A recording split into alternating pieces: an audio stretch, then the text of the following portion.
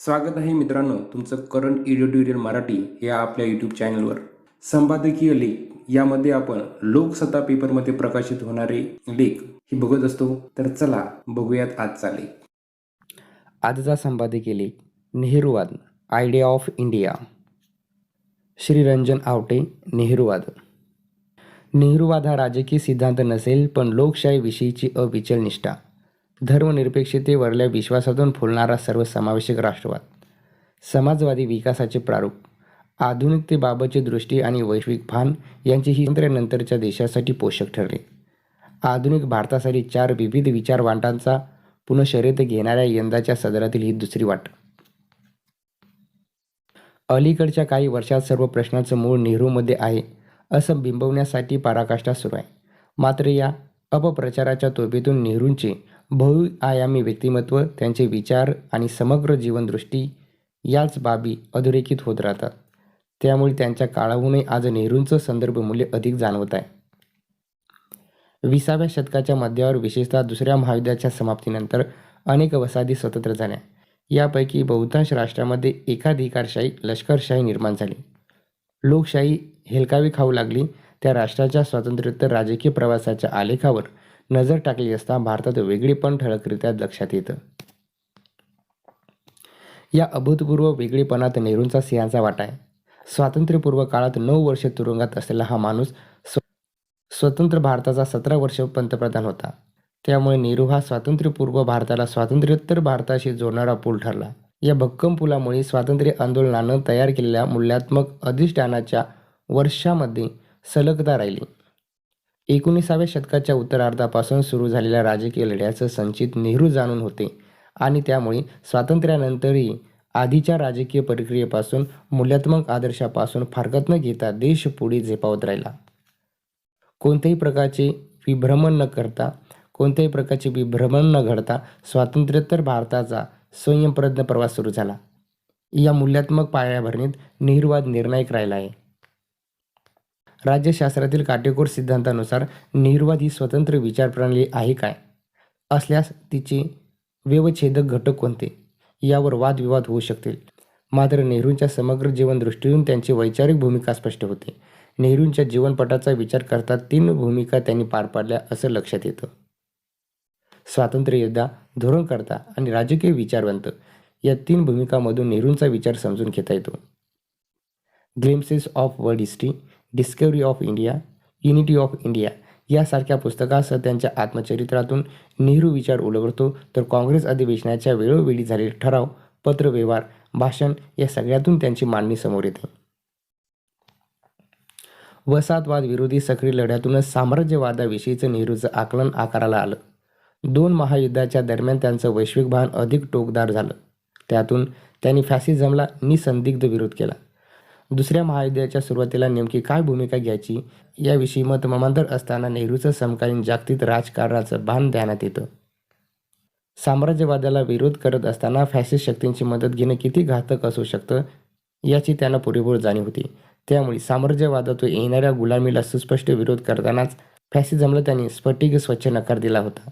स्वातंत्र्योत्तर काळातही जग अमेरिका आणि रशिया या 2 ध्रुवाभोवतीच्या गटामध्ये विभागलेले असताना दोन्हीपासून समान अंतर राखत अलिप्ततेची भूमिका मांडत आणि तरीही स्वयंप्रज्ञ वाट चोखाळत नेहरूने देशाला नवी दिशा दिली. रशियाकडे पारडं झुकत असूनही आपलं स्वतंत्र स्थान टिकवण्याची मुत्सद्दी कसरत नेहरूंनी केली. नेहरूवादाची घडण 20व्या शतकाच्या अशा व्यापक पटलावरच्या राजकीय स्थितांतराच्या पार्श्वभूमीवर झाली आहे. त्यामुळे त्यांच्या सर्वकष मांडणीचा विचार करता नेहरूवादाचे 6 प्रमुख घटक आहेत.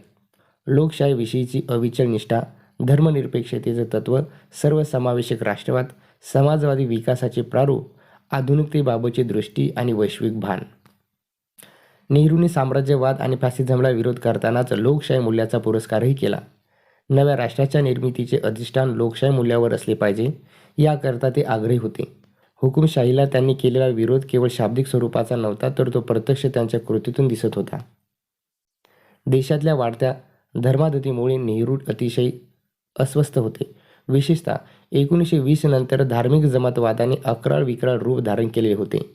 एकीकडे हिंदू महासभा, राष्ट्रीय स्वयंसेवक संघ यासारख्या हिंदुत्ववादी संघटना, तर दुसरीकडे जमात ए इस्लामी, मुस्लिम लीग यासारख्या इस्लामवादी संघटना अशा जमातवादी संघटनाच्या उदयातून देशातली उभी फूट दिसत होती. या पार्श्वभूमीवर नेहरूचं धर्मविषयक चिंतन मौलिक ठरतं. एका बाजूला गांधी धार्मिक, पारंपरिक अवकाशासोबत मुख्य प्रवाही राजकारणाची विधायक जोडणी करत असताना दुसऱ्या बाजूला नेहरू धर्माविषयक अधिकाधिक कठोर चिकित्सक होत गेलेले दिसतात. डॉक्टर बाबासाहेब आंबेडकर तर अखेरीस धर्मांतरापर्यंत जातात. काँग्रेसच्या कराची अधिवेशनाच्या ठरावात राज्यसंस्था धार्मिक बाबतीत तटस्थ राखेल असा उल्लेख दिसतो. नेहरू धर्मनिरपेक्षतेच्या तत्त्वाविषयी अत्याग्रही होते याचे अनेक दाखले दिसतात. संकुचित अस्मितावर आधारित राष्ट्रवादाचे विविध आविष्कार दिसत असताना नेहरू सर्वसमावेश राष्ट्रवादाची मागणी करतात. आक्रमक राष्ट्रवादाने जगभर काय राज करून ठेवलाय याची नेमका कल्पना आल्यानं अल्पसंख्याकांच्या मानवी हक्काच्या समर्थार्थ ते हिरीने बोलतात. गांधीच्या आगमनानंतर स्वातंत्र्य चळवळ अधिक समावेशक आणि जनसामान्याची झाली होती. समतावादी चळवळीच्या माध्यमातून परिघावरील समूहांना राजकीय भान आलं होतं. नेहरू स्वतः अभिजन वातावरणात वाढले असले तरी स्त्रिया, दलित, वंचित, परिघावरील समूह या सर्वांचा मुख्य प्रवाही राष्ट्रीय मंथनात सक्रिय सहभाग असावा यासाठी ते आग्रही होते. स्वतंत्र देश निर्माण झाला तेव्हा 150 वर्ष ब्रिटिशांनी काय केले अशा वल्गना नेहरूंनी केल्या नाहीत. त्यांच्यापाशी समाजवादी विकासाचे निश्चित असे एक प्रारूप होते. स्वातंत्र्यपूर्वीच 1938 साली राष्ट्रीय नियोजन समिती स्थापन केली गेली होती. नेहरू तिचे अध्यक्ष होते. पुढे नियोजन आयोगाच्या माध्यमातून विविध समाजवादी योजना राबवल्या गेल्या. नेहरू रशियाकडे झुकले होते आणि रशियन क्रांतीने भारावले होते. तरीही त्यांचे मार्क्सवादी आकलन पोथीनिष्ठ नव्हते. त्यामुळे मिश्र अर्थव्यवस्था स्वीकारताना भारताच्या संसदीय लोकशाही चौकटीला अनुकूल ठरेल अशा समतानिष्ठ समाजाचं स्वप्न ते पाहत होते. परंपरा आणि आधुनिकता या द्वंद्वातून पुढे कसं जायचं हा सनातन प्रश्न नेहरू समोरही होताच. पाश्चात्य शिक्षणातून त्यांची याबाबतची समज विकसित झालेली असली तरी भारतीय राजकीय मातीत त्यांची वाढ झालेली होती. पूर्व आणि पश्चिम संस्कृतीचे मी एक विचित्र मिश्रण झालो आहे. मी सगळीकडचा आहे पण माझं कोणतंच घर नाही असं नेहरूंनी स्वतःविषयी आत्मचरित्रात नोंदवलं आहे. विविध संस्कृतीच्या संमिलनातून आणि टकरावातून आधुनिकतेची सकारात्मक दृष्टी नेहरूंना प्राप्त झाली आणि वैज्ञानिक दृष्टिकोनाचा त्यांनी अंगीकार केला. वासाती काळातील नेहरू स्वातंत्र्योत्तर जागतिक पटाचा विचार करत होते.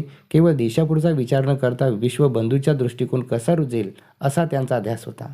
हा ध्यास केवळ आंतरराष्ट्रीय संबंधापुरता आणि राष्ट्रीय हितापुरता नव्हता, तर तो शांततापूर्ण सहअस्तित्वासाठी, सौहार्दपूर्ण अवकाशासाठी होता. म्हणून तर गौतम बुद्धांची वाट त्यांना खुणावत होती. बुद्धाकडे जाण्याचा मार्ग सांगताना नेहरू भाषणात म्हणतात, बुद्धाच्या मार्गाने आपण गेलो तर हिंसा आणि भीती याचं ग्रहण दूर होऊन शुभ्र निळ्या आकाशात शांततेचा कबूतर विरू लागतील. बाबासाहेबांनी तर बुद्धाचं बोट हाती धरलं. अहिंसेच्या तत्त्वज्ञानामुळे गांधीचं बुद्धासोबत नातं तयार झालं. आम्ही निघून गेलो तर अराजक निर्माण होईल असं सांगणाऱ्या लॉर्ड माउंटबॅटनला गांधी ठणकावून सांगतात की आम्ही आमच्या भविष्याचे शिल्पकार असू. नेहरू स्वातंत्र्याच्या मध्यरात्री नीतीशी असलेला काव्यात्मक करार सांगतात आणि काव्यात्मेला अर्थ देतात बाबासाहेब आंबेडकर. पंडित नेहरू 13 डिसेंबर 1946ला संविधानाच्या उद्देशिकाचा ठराव मांडतात आणि इंडियाची डिस्कव्हरी करणाऱ्या या माणसाला आयडिया ऑफ इंडिया गवसते.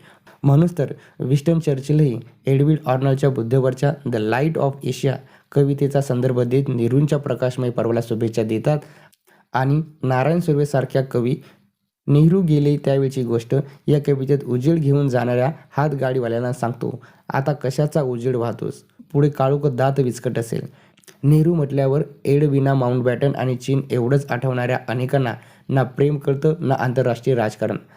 आज काळोख दात विचकत असताना कोणत्याही सुजाण नागरिकाला सर्वसमावेशकतेचं आयडिया ऑफ इंडियाचं स्वप्न हाती देणाऱ्या नेहरूवादाची आठवण येणे स्वाभाविक आहे. लेखक सावित्रीबाई फुले विद्यापीठात अध्यापन करतात.